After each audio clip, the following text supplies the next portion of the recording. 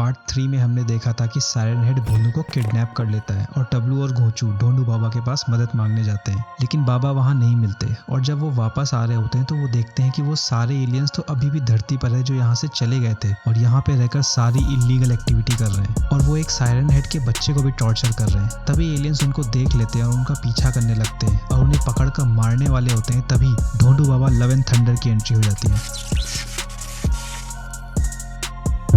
Siren head भोंदू को अपने अड्डे पर लेकर आया है और उसे एक केज में बंद कर दिया है। कुछ देर बाद भोंदू की आंख खुलती है और वो वहां का नज़ारा देखकर एकदम चौंक जाता है। भोंदू केज से निकलने की कोशिश करता है, लेकिन केज में तो ताला बंद है। इस केज से निकलने के लिए कोई ना कोई जुगाड़ लगाना पड़ेगा, लेकिन यहाँ से निकलना इतना आसान नहीं है क्योंकि सायरन हेड का बॉडीगार्ड पॉटी हेड केज के आसपास ही टहल रहा है। थोड़ी देर बाद भोंदू की नज़र अपने ही सामने रखे हुए एक केज पर जाती है। वो देखता है कि उस केज में एक अजीब सा इंसान बैठा हुआ है, लेकिन वो इंसान भी नहीं लग रहा था। वो भोंदू को बहुत ही अजीब तरह से घूरे जा रहा था, लेकिन भोंदू उस पर ध्यान नहीं देता और बाहर निकलने की तरकीब सोचने लगता है। भोंदू इधर उधर देखता है, तभी उसको अपने बगल में एक पेंटिंग लटकी हुई दिखती है और जैसे ही भोंदू इस पेंटिंग को हल्का सा हाथ लगाता है वो पेंटिंग नीचे गिर जाती है और तभी भोंदू देखता है कि इस पेंटिंग के पीछे तो एक चाबी है।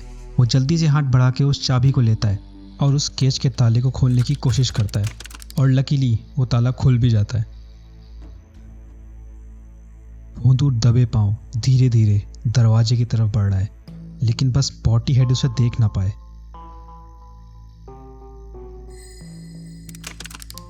दरवाजा तो लॉक है। अरे नहीं। थोड़ी देर बाद फिर से भोंदू की आंख खुलती है और वो देखता है कि पॉटी हेड ने उसे दूसरे केज में डाल दिया है। वो इधर उधर देखने लगता है। इस दरवाजे के अलावा कोई ना कोई तो दूसरा तरीका होगा इस कमरे से बाहर निकलने का। तभी उसको उस कमरे में एक वेंट दिखता है। यहाँ से बाहर निकला जा सकता है, लेकिन पहले तो इस केज से बाहर निकलना पड़ेगा। तभी भोंदू देखता है कि वो अजीब सा इंसान अब उसकी बगल वाली केज में ही है और उसे बहुत ही अजीब तरह से घूरे जा रहा है। पता नहीं ये है कौन और भोंदू से क्या चाहता है, लेकिन भोंदू इस बारे में ज़्यादा कुछ नहीं सोचता क्योंकि उसका मेन मकसद यहाँ से पहले बाहर निकलना है कि वो अपने दोस्तों के साथ कांटेक्ट कर सके। यहाँ भोंदू की हालत टाइट है और उधर ढोंडू बाबा और एलियंस की घमासान फाइट चल रही है।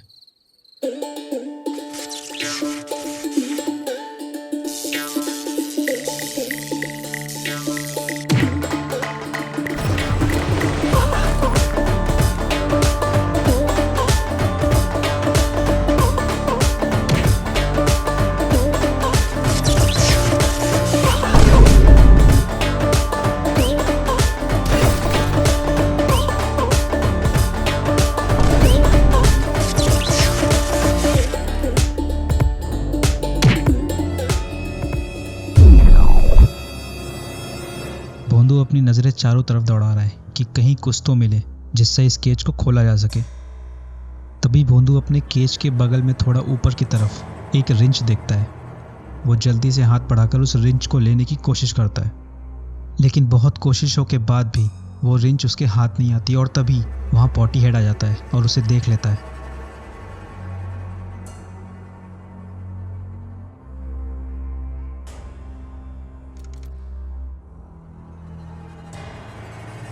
अब क्या होगा? भोंदू उदास हो जाता है। तभी वो बगल वाला अजीब सा इंसान हाथ बढ़ाकर भोंदू को कुछ देता है। भोंदू पहले थोड़ा डरता है, लेकिन वो किसी तरह धीरे से हाथ बढ़ाकर उसके हाथ से वो चीज़ लेता है। ये तो चुंबक लग रहा है। लगता है इससे काम बन जाएगा।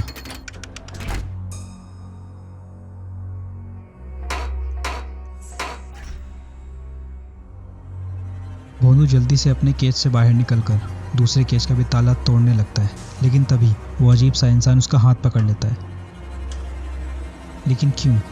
वो भोंदू को वहां से जल्दी जाने के लिए बोलता है। तभी पॉटी हेड उसको देख लेता है और भोंदू वेंट की तरफ जल्दी से भागता है।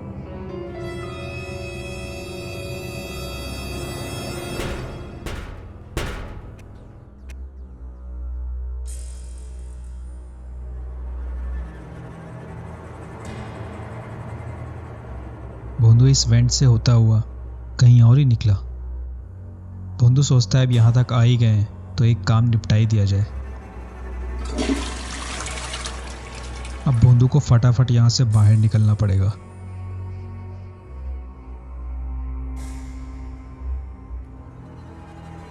भोंदू देखता है कि वहाँ सामने साइरन हेड दरवाजे का टेक लेकर आराम से सो रहा है। अरे वाह, मेरा काम तो हो गया। सामने कंप्यूटर रूम है। किसी तरह अगर मैं इस कंप्यूटर रूम में घुस जाऊं तो मैं टबलू और घोंचू को कांटेक्ट कर सकता हूं। भोंदू कंप्यूटर से अपने दोस्तों को कैसे कांटेक्ट करेगा वो तो बाद में ही पता चलेगा, लेकिन पहले तो कंप्यूटर रूम में घुसना पड़ेगा।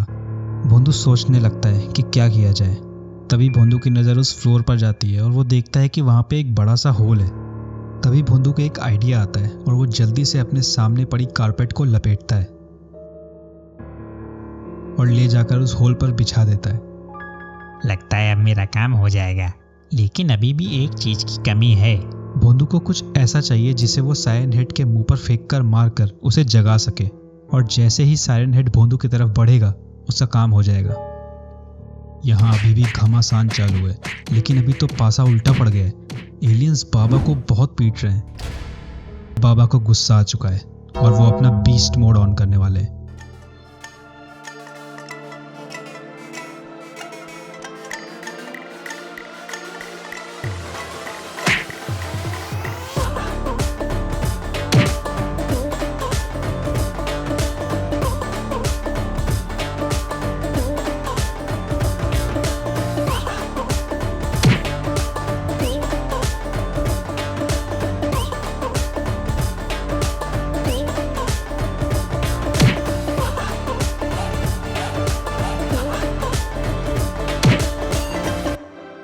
ढोंडू बाबा ने एलियंस का खेल खत्म कर दिया, लेकिन अब थोड़ी देर के लिए ढोंडू बाबा की शक्तियां चली गई हैं। इधर टबलू और घोंचू भी साइरन हेड के बच्चे को ले आए। अब चारों बाइक पर बैठकर भोंदू को ढूंढने के लिए निकल लेते हैं। यहाँ भोंदू को भी कुछ मिल गया है जिससे वो साइरन हेड को जगा सकता है। पॉटी हेड अभी भी भोंदू को इधर उधर पागलों की तरह ढूंढ रहा है।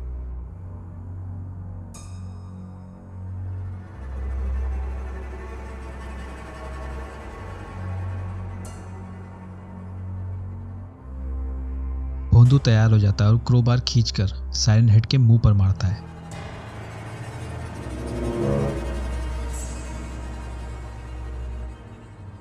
जैसा सोचा था वैसा ही हुआ और अब रास्ता साफ है। भोंदू जल्दी से कंप्यूटर रूम में जाता है और किसी को सिग्नल भेजने लगता है, लेकिन ये किसको सिग्नल भेज रहा है? अरे टबलू, ये टूटू की आवाज कहाँ से आ रही भाई? लगता है बाइक से आ रही है। अरे बहुत बढ़िया, बहुत बढ़िया।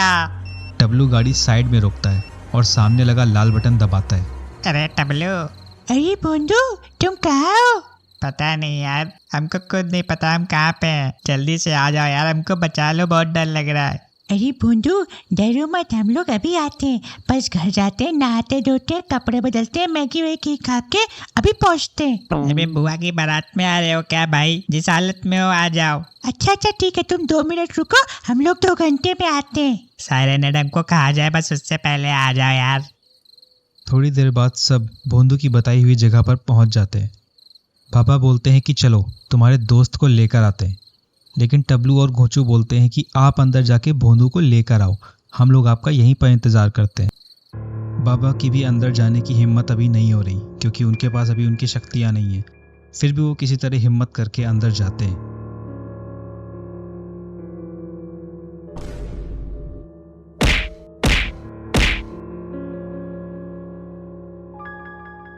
काफी देर बीत जाती है और बाबा का कोई अता पता नहीं है। काफी टाइम हो गया है यार, पापा नहीं आए। जाओ तुम देख कर आओ। हम कहे जाए यार? लेकिन टबलू के बहुत ज़्यादा कहने के बाद घोंचू अंदर जाने के लिए तैयार हो जाता है, लेकिन वो भी वापस नहीं आता। टबलू को नहीं पता कि अंदर क्या चल रहा है। साइरन हेड ने घोंचू और ढोंडू बाबा दोनों को ही मार दिया है। अब टबलू उस साइरन हेड के बच्चे को उस गाड़ी पर अकेला छोड़ के अंदर जा रहा है और उसको पता नहीं है कि अंदर उसका कौन इंतजार कर रहा है। टबलू धीरे धीरे आगे बढ़ रहा है, लेकिन वो एकदम से रुक जाता है क्योंकि उसे सामने साइरन हेड की परछाई दिख जाती है। टबलू थोड़ी चालाकी दिखाता है और वो सीधे न जाकर एक दूसरा रास्ता लेता है। और अब टबलू कॉरिडोर से सीधा बाथरूम में आ जाता है, और शायद ये वही बाथरूम है जिससे भोंदू होके गया था। तभी टबलू वहां सामने एक कमोड देखता है। चलो यार, यहाँ तक आ ही गए तो एक काम तो निपटा ही लिया जाए। टबलू भी काम निपटाने के बाद उसी वेंट में अंदर घुस जाता है जहां से भोंदू निकला था। और जब वो इस वेंट को पार करके दूसरी तरफ निकलता है तो वो देखता है कि उसके सारे दोस्त एक ही जगह पर बंद हैं, और ये वही जगह है जहां पर भोंदू को भी रखा गया था। टबलू सबको देखकर बहुत खुश हो जाता है कि सारे लोग जिंदा हैं, किसी को कुछ भी नहीं हुआ। और वो देखता है कि वहां पे एक पॉटी हेड टहल रहा है। तभी टबलू जल्दी से अपने पास में पड़ा हुआ एक क्रोबार उठाता है और पॉटी हेड के सर पर फेंक के मारता है, और वो वहीं पे गिर के बेहोश हो जाता है। तभी टबलू के कुछ भी करने से पहले ही सारे केज अपने आप खुल जाते हैं, लेकिन अभी भी वो अनजान इंसान उस केज से बाहर निकलने से मना कर देता है। टबलू उसको देखता है, और वो अजीब सा इंसान भी टबलू को बहुत ही अजीब नज़रों से देखता है और सबको वहाँ से जाने का इशारा करता है। सबके सब वहाँ से जाने लगते हैं, और टबलू भी आखिरी बार उस इंसान को पीछे मुड़ के देखता है। घर से बाहर निकल के सारे देखते हैं कि सायरन हेड और उसका बच्चा भोंदू की बाइक पर बैठे हुए हैं, और जैसे ही सारे लोग बाहर आते हैं, सायरन हेड भोंदू की बाइक लेकर वहां से भाग जाता है और भोंदू उसके पीछे पीछे भागता है। गाइस, वीडियो अच्छी लगी तो please support us by sharing this video with your friends and family members, और कमेंट करके बताना कि नेक्स्ट वीडियो किस टॉपिक पे बनाऊं। Till then, bye.